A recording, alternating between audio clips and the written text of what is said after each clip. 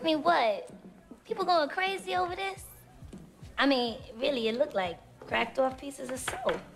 Wait a minute, how did that get to be my job? I'm not the bookkeeper here. See, Kenny, this is the problem with the relationship. Well, you better get it into your financial plans. Why I gotta be all that? I'll tell you the truth, I ain't really feeling romantic for Kenny right about now. He's been such an asshole. He won't take back that motorcycle, but he wants me to take back my fur coat. He's still got a fever. His heart rate is too fast. All signs his body is still trying to reject the heart. Candyman. Candyman. Candyman. Candyman.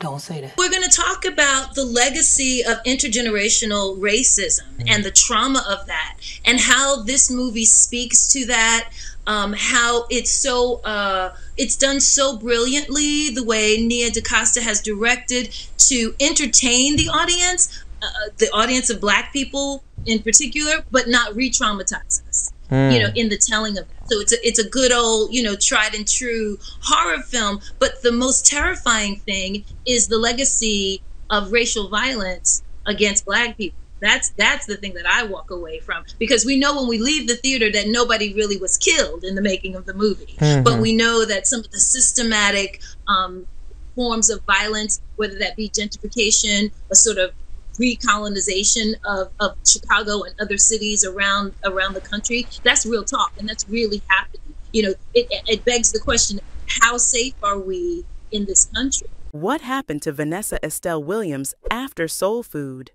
You remember her as the fierce Maxine Chadway, right? Maxine, I know you are upset about Bird, but if you don't stop worrying, you're gonna make yourself sick. He has no right to put her in danger like this, Kenny. Well, this talented actress has had quite the wild ride since then. From dealing with Hollywood's colorism drama to living a vegan lifestyle and being a devoted mom, Vanessa's life is full of surprises. Curious about the juicy details behind her journey? Let's spill the tea. Vanessa Estelle Williams didn't have the easiest start in life. By the time she was just 10 years old, she had already faced one of the hardest things a child can go through, the loss of her mother, Verdell. My mother died when I was a little girl, when I was 10 years old. Oh, I'm so sorry. And it was a huge blow. And my grandmother raised me, her mother. And my dad was separated. They were separated at the time, so I didn't have him in the house with me. Losing your mom at any age is tough, but at such a young age, it's absolutely devastating. I had this sense of abandonment, this sense of fear. Am I really loved? These are emotional struggles that continue to this day. But even after that heartbreak, Vanessa didn't let it stop her. She and her brothers were raised by their grandmother, staying in New York, where Vanessa pushed through the pain and kept her focus. She did well in school, kept her head up, and stayed committed to her dreams. I started at the High School Performing Arts, studying the craft of acting, really being committed to telling stories and doing it in an authentic way, having a system to recreate those parts. And when she graduated high school, Vanessa didn't miss a beat and went straight to Marymount Manhattan College, where she double majored in business management and theater. And while she could have done something impressive with that business degree, she chose her love for theater. When Vanessa set her sights on Hollywood, she wasn't just dealing with the usual pressures of the industry.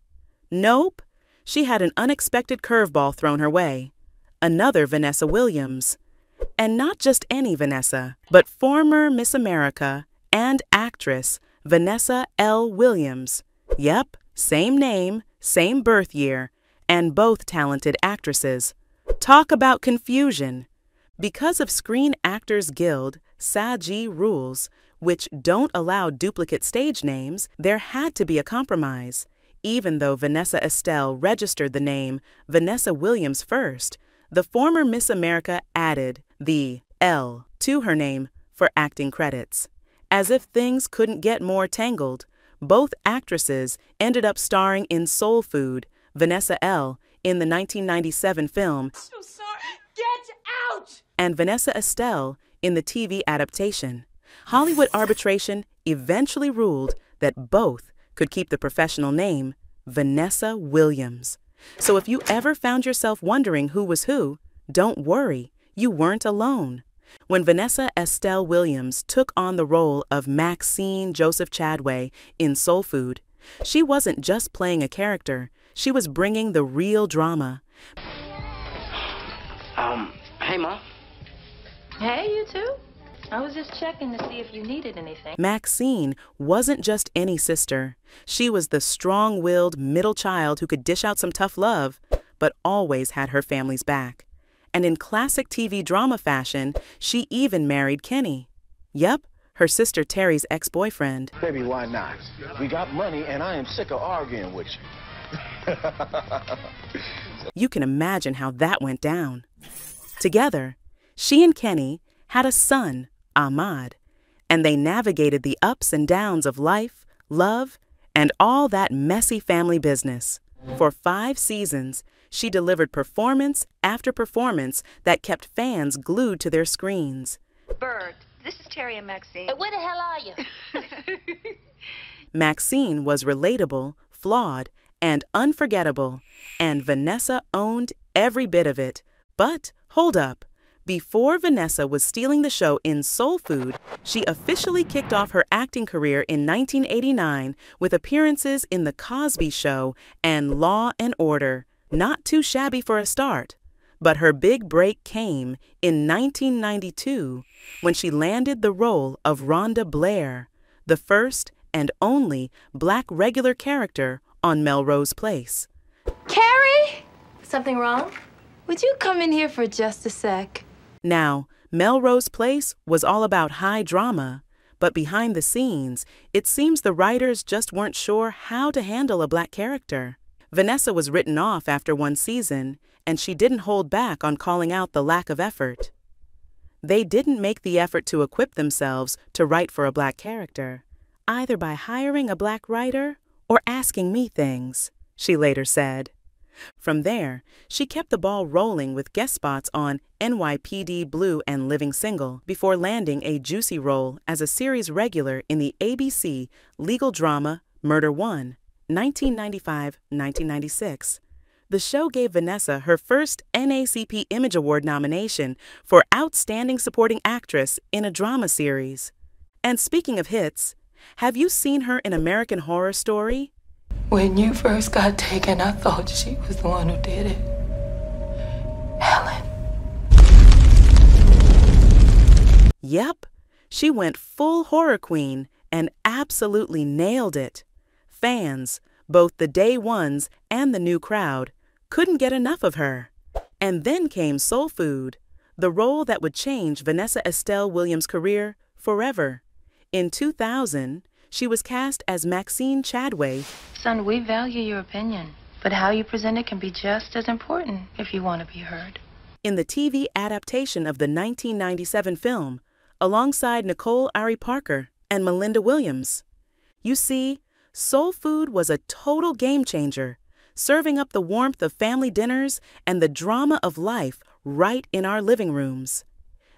It was a 1-hour drama on a Showtime on a cable network, and we had a big budget. Look at that! And it was a big budget, and they were taking a risk. This Showtime hit brought us the heart of a multi-generational family that always gathered for Sunday meals, no matter their differences. Babe.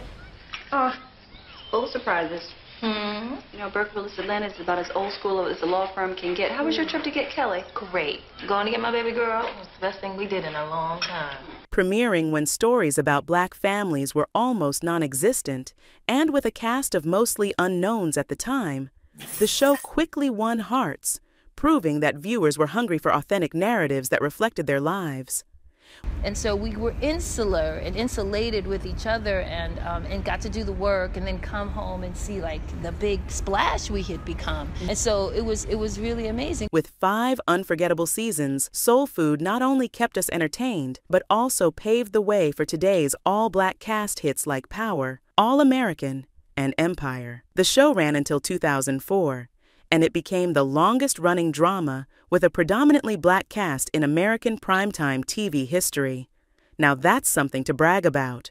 For her role as Maxine, Vanessa won the NAACP Image Award for Outstanding Actress in a Drama Series in 2003 and received 3 additional nominations. She also won an amazing family with the cast and only has good things to say about them till date.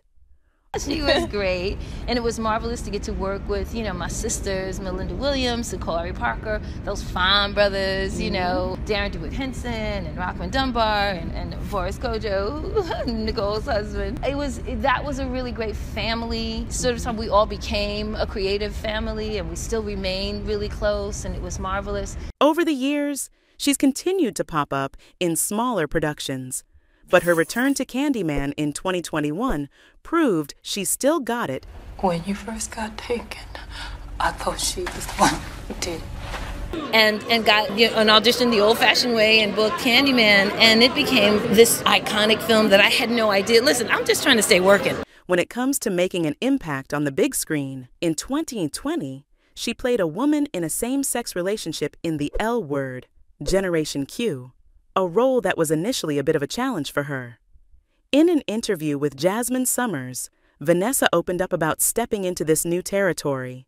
Where I first got to kiss a girl and portray a girl and I liked it, and I was like, oh, this is nice, I get it, and I really feel really bonded as a Black woman to telling the stories of all of our community, all of the Black women's stories, and so that's included in our LGBTQ community, absolutely. And so love is love, and to love and find love, and so I was open as an actor to stretch myself beyond my comfort zone. And what's even better, Vanessa finally got to play the romantic lead. This was a first for a career due to colorism. Vanessa Estelle Williams may be a beautiful, confident queen today, but she's been real about how her journey to self-love wasn't always smooth. In a candid chat with Spotlight, she opened up about how colorism had once made her question her beauty. It took time for her to fully embrace every part of herself, but she's now living in her truth. Absolutely. I mean, I'm a Black woman like everybody else, so I had to learn to love the hair that naturally grows out of my head. I had to learn to love my complexion, that my nose wasn't keen. I had to retrain my colonized brain. I wasn't fair enough. I wasn't this enough or whatever. I know for sure that has happened in my life and career. Did you know the star is a yogini? That's right. Vanessa Estelle Williams is a devoted yogi, vegan, and environmental champion, making a difference through the International Association of Black Yoga Teachers. Her yoga journey kicked off when she was dealing with some nagging back pain from her dancing days. After watching her dancer friends head to chiropractors, she decided to give yoga a shot.